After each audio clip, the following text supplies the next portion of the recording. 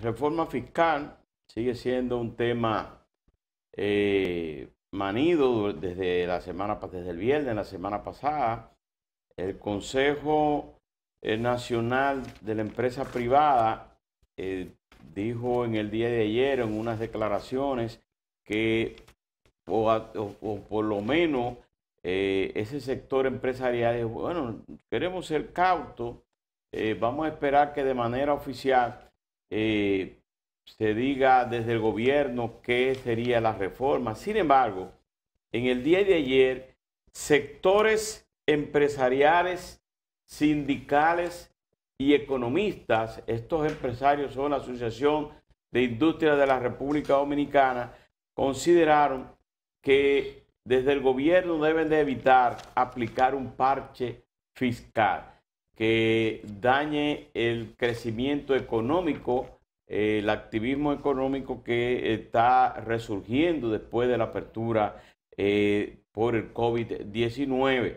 Estamos hablando que estos sectores entienden que por la inflación y el alto costo en los fletes, una reforma apresurada podría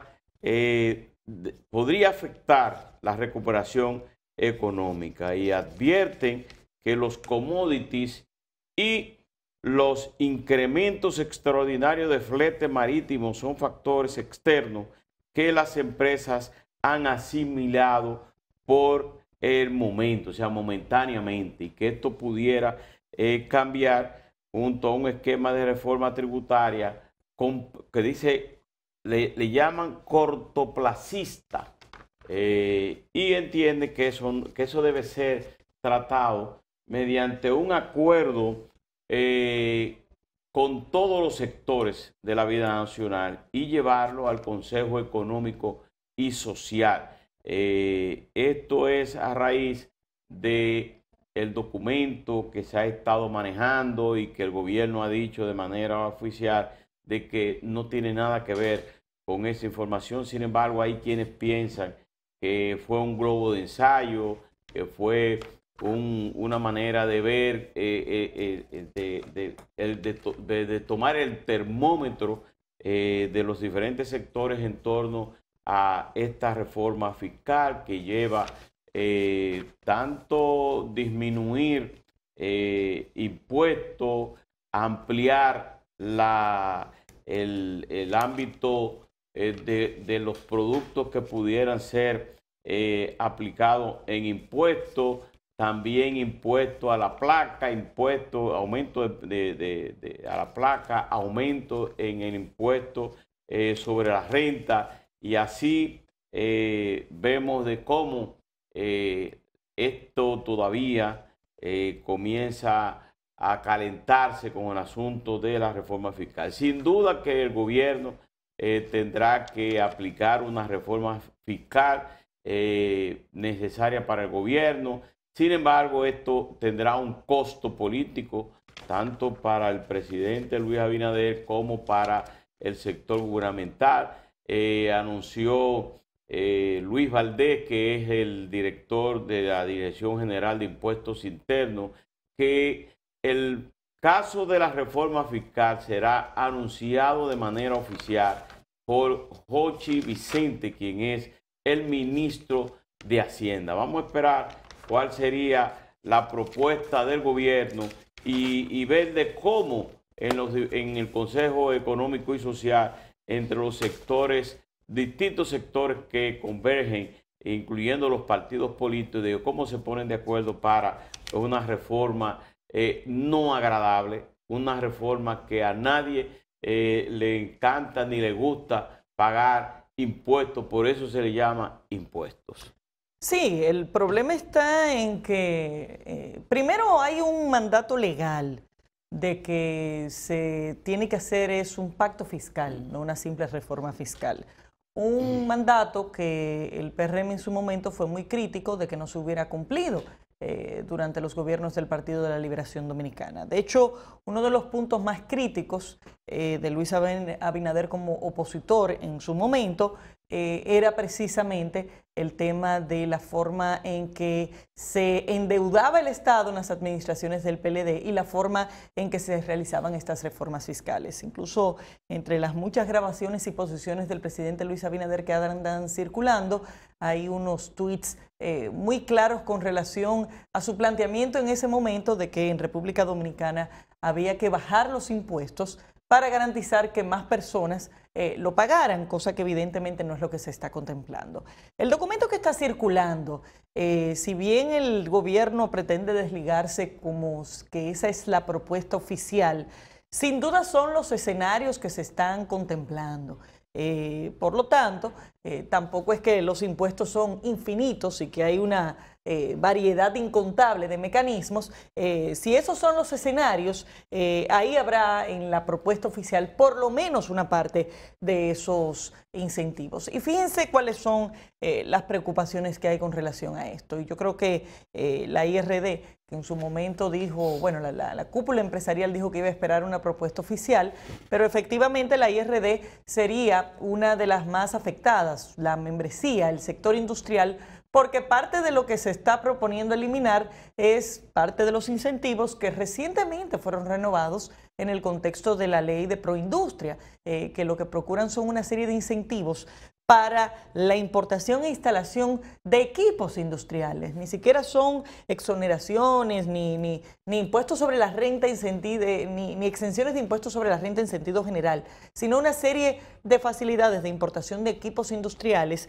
y de depreciación acelerada que permitan que las industrias puedan instalar y puedan reducir los costos de instalación, lo cual se supone que es algo que queremos en este momento, porque se supone que es algo que va de la mano con que la actividad económica se desarrolle más. Entonces, hay un problema de visión de lo que el Estado quiere lograr desde el punto de vista económico y lo que realmente plantean estos escenarios, por llamarle de esa forma, que ha puesto a circular alguien y elaborado por el gobierno, evidentemente. Pero ahí yo pienso que lo más crítico de todo es el tema, número uno, de cargar con más ITEVIS a los sectores de menores ingresos y número dos, de pretender cargar con ITEVIS servicios que impactan directamente a la clase media. Y la clase media aquí lleva una carga muy pesada. Primero, porque la clase media en su mayoría son personas asalariadas o dueños de pequeñas empresas, micro y pequeñas empresas. Eso significa que tienen una carga fiscal muy pesada porque los asalariados en este país sencillamente les retienen sus impuestos en la fuente. Lo más fácil para la DGI es aumentar el impuesto sobre la renta de las personas físicas, porque no tiene que hacer el más mínimo esfuerzo para recaudar esos impuestos. Sencillamente las empresas son las responsables de retener. Ahora, ¿por qué la clase media es tan sensible a estos cambios?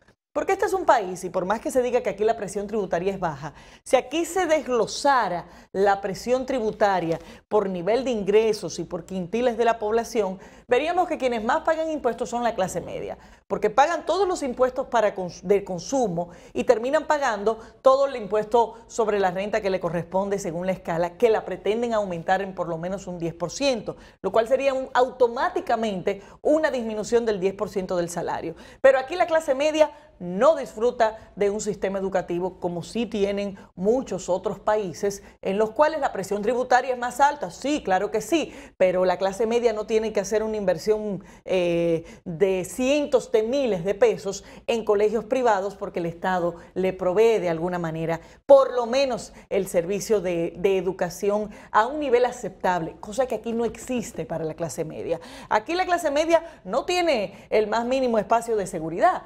Aquí hay que estar contratando guardianes en los edificios y poniendo alarmas y poniendo esto y lo otro porque no hay seguridad. Aquí no hay garantía de suministro de energía eléctrica. Entonces, el que de una vez tiene cierto nivel de ingresos tiene que ir a invertir en inversores, en plantas y en cualquier mecanismo que le permita tener garantía de energía eléctrica, porque a pesar de que se supone que tengamos algunos sectores con 24 horas, seguimos teniendo un suministro errático en República Dominicana. Entonces, es muy fácil decir que la presión tributaria en República Dominicana es bajita y es muy fácil cargar a la clase media con más impuestos, que al final es la que termina pagando todo en este país, porque los ricos usan las offshore y otros mecanismos para evitar pagar impuestos, y los de menos ingresos en muchos casos pertenecen a una economía informal que ni siquiera reporta impuestos. Entonces, esa franja del medio que se sigue aplastando por el peso de más cargas fiscales y más problemas sociales, resultaría la más afectada si en realidad el gobierno se atreve a presentar los escenarios que ya fueron discutidos y plasmados en ese documento. Indiscutiblemente que desde la semana pasada está el tema este de la reforma fiscal, pero a mí me parece que la Asociación de Industriales llega tarde cuando plantea que lo que hay que venir es con el pacto fiscal. El pacto fiscal es un mandato de la Ley Nacional de Estrategia de Desarrollo, que debieron los partidos políticos, los líderes políticos y los líderes empresariales haber hecho un consenso y haberlo aprobado desde antes como debió haber sido hecho. Ahora, sin embargo, como tú señalas, el asunto este de lo que se ha filtrado, de lo que se ha dicho, indiscutiblemente que es una condena a la clase media. Porque si, imagínate solamente, y debo decir que en una información que aparece en el Diario Libre, yo no digo que sea así, el titular de Impuestos Internos dijo que el documento que salió es un borrador de alguna propuesta que se hizo en algún momento, pero no es definitiva. Cuando dice que no es definitiva, eso indica que hay otros aspectos que todavía hay que corregir dentro de esa propuesta, pero solamente para ver por dónde andan las cosas. Imagínese usted que le carguen el marbete a un vehículo de 500,000 pesos. 500,000 pesos es un vehículo de $10,000. $10,000 son 500,000 pesos. Ahora, si usted tiene un vehículo de 3 millones, de 4 millones de pesos, usted va a pagar 30,000 o 40,000 pesos por una placa. Oiga bien, pero además, si usted va a hacer una transferencia que le cuesta 0.15 en un banco, desde su teléfono, de su móvil o de una laptop o en el mismo banco, de un 0.15 a un 0.75, es mucha la diferencia que hay. Más el gravamen en el asunto de del impuesto sobre la renta hasta los 72,000 pesos es otra carga, porque ¿qué es lo que le van a dejar entonces al que gane 75 o 100,000 pesos? ¿Qué es lo que le van a dejar? Entonces, como si esos fueran ricos. No, eso es lo que pienso, digo, porque si tú me dijeras son 500,000 y te van a recortar una cosita, bueno, pero de 75,000 o 100,000 pesos que tú ganes, que te rebajen esa parte, no. Ahora bien, aquí hay sectores que no se quieren tocar, aquí hay sectores que han vivido todo el tiempo, han vivido de exoneraciones, de exenciones, de subsidios, de todo, y no se quieren tocar. El caso de los legisladores, por ejemplo, no es solamente las exoneraciones. Yo pregunto, ¿por qué hay que pagarle a un legislador 3,500 pesos para que vaya a su trabajo? ¿Por qué? A usted lo eligieron para que fuera a su trabajo, a trabajar, a legislar. ¿Y por qué por cada sesión que usted vaya hay que darle 3,500 pesos? ¿O por qué cada vez que usted vaya a una sesión de una comisión de trabajo de ese organismo hay que darle también 3,500 pesos? ¿Hoy por qué razón? Además de los viáticos extraordinarios. Pero además, ahí está el caso de la iglesia que nunca se toca. La iglesia puede traer aquí un avión y no le cobran un centavo de impuesto. Puede traer un avión, un barco, un transatlántico y no le cobran un centavo de impuesto. Pero así hay cantidad de gente en este país, de sectores jerárquicos, muchos incluso que su acumulación originaria de capital la han hecho sobre la base del Estado, que hoy son los mismos que se benefician de esto, pero la clase media y los sectores más pobres son los que se están, como dicen popularmente, fuñendo con ese asunto. Entonces, yo digo, bueno, está bien, es verdad. Cada gobierno que sube tiene la necesidad, yo no sé si es la necesidad o la obligación de hacer una reforma fiscal, porque necesita ingresos, porque necesita para obras sociales, porque necesita para mantener la economía estable. Todo eso se puede hacer, pero vamos a ver de qué manera el hecho de gravar a ese sector de clase media y esos otros sectores implica que parte de los gastos que esos sectores hoy tienen pueden ser resueltos. Por ejemplo, tú me vas a resolver el problema de la educación de los colegios, me vas a resolver el problema del transporte, que yo tenga un transporte eficiente, me vas a resolver el problema de la salud, que yo tenga una salud eficiente, que no tenga que ir a la clínica, que no tenga que tomar transporte privado, que no tenga que pagar seguridad, que tenga energía eléctrica. O sea, si se va a hacer todo con los impuestos que vamos a pagar, me parece maravilloso. Ahora, lo que pasa es que no es no es este gobierno. Todos los gobiernos que hemos tenido en República Dominicana aumentan y aumentan impuestos, pero no les resuelven a la gente ninguno de esos sectores en donde la gente gasta su dinero. Pero la verdad es que si usted toma un periódico de hace 30 años, usted verá que dentro de sus páginas están los mismos problemas de hace 30 años, son los mismos que se están padeciendo actualmente. Son los aumentos, el aumento de la canasta familiar, los incrementos, falta de electricidad, problema de tarifa alta en todos los servicios, problemas de servicios de agua, problemas de servicio, de todo. Es como si en los últimos 30 años nosotros estuviéramos estancados, paralizados. Claro, se ha producido avance en otras cosas.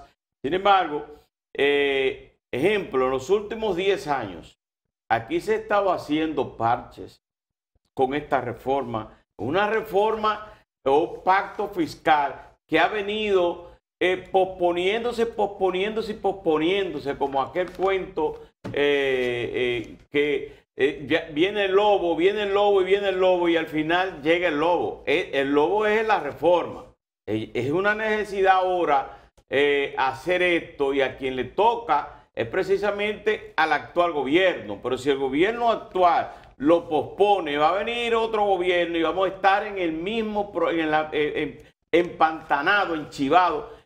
Por eso es que hay que tomar la decisión de una vez por todas, y el gobierno lo sabe, y también tiene que asumir el costo que esto representa, porque es odioso. Lo mismo, recuérdense que aquí, en el 2013 o 2014, se hablaba de ese 10% o de un 1% del costo del vehículo para sacar el uso de tránsito en el país. 10,000 pesos, 15,000 pesos. La gente tiró el grito al cielo, principalmente la clase media, que es realmente la clase media la que tiene en su lomo todo este peso de las reformas. Ahora, aquí debe de aplicarse las reformas y tributación, más tributación para cosas como las bebidas alcohólicas. Las bebidas alcohólicas, ¿eso es una necesidad? No, el ciudadano va y bebe porque le gusta beber. Bueno, pues que beba menos. Te dice, bueno, pero a ti no te gustan las bebidas alcohólicas, no te gusta beber, tú no compras bebida. Nosotros sí lo hacemos porque eso recrea uno. No, pero que se plantee eso. Pero también es una necesidad usted jugar. O sea, las bancas de apuestas, acudir diariamente y todos los días las bancas de apuestas. Entonces, hacia ahí se debe cargar muchos de estos aumentos en los impuestos para alivianar otras cargas que sí son de primera necesidad, como son los productos de consumo diario.